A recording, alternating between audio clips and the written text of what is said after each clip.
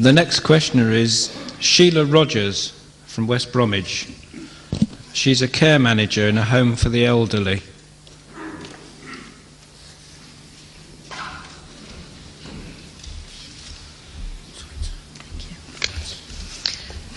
Your Holiness, I'm Sheila Rogers from West Bromwich, and I'm here as a guest of Dr. Ahmed.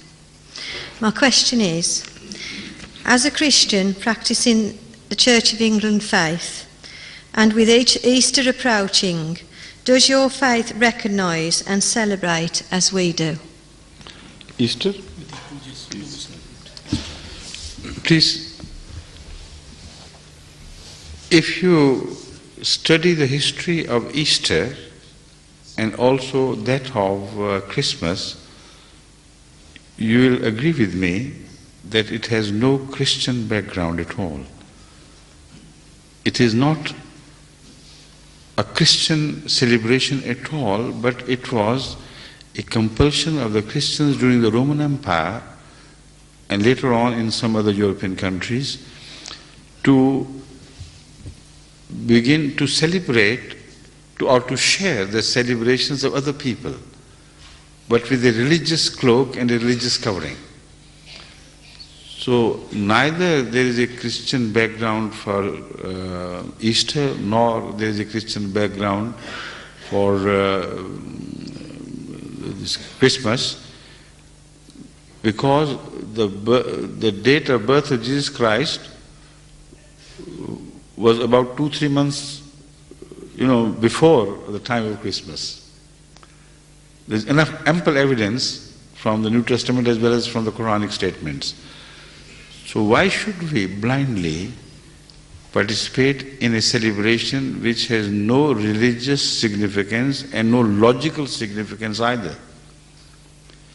If you must celebrate the birth of a prophet or a divine of whatever nature you believe in him, or death of a prophet or a divine, if some believe in Krishna, for instance, Lord Krishna as a manifestation of God personified, whatever the nature be, if you celebrate the birth of such a person or the death of such a person, you should do it in a manner that it becomes an appropriate homage to his goodness, to his high qualities.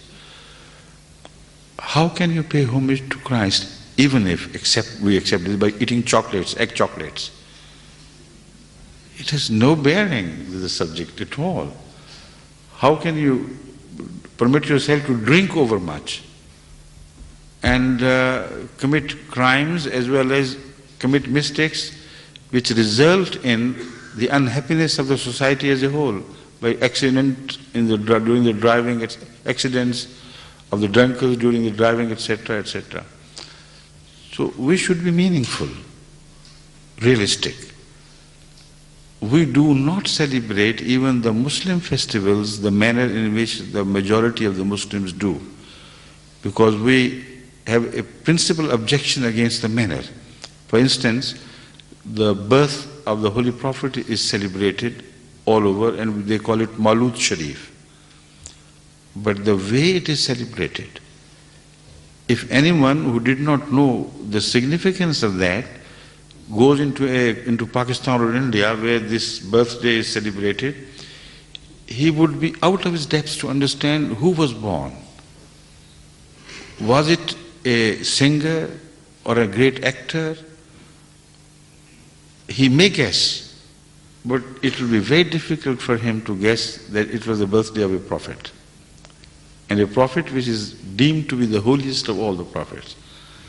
So these celebrations become superficial and meaningless, just an expression of one's search for happiness, and they have no religious significance ultimately.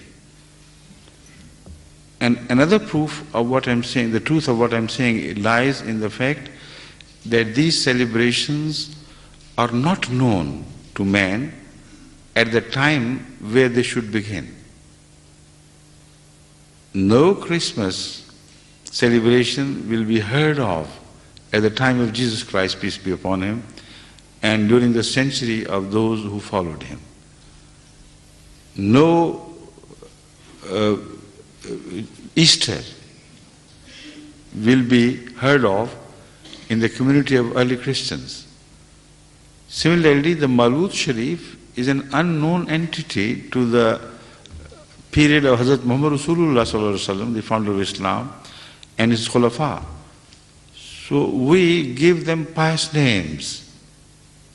Well, the reality is that they are as much unpious expressions of our own suppressed desires as they can be. So why should we blindly follow these things? Only out of courtesy. We wish well to all Christian friends. If somebody sends me an egg or two, I share it with some other friends, and I don't consider it haram or illegal to partake of those eggs, but only as chocolates, no more. Thank you.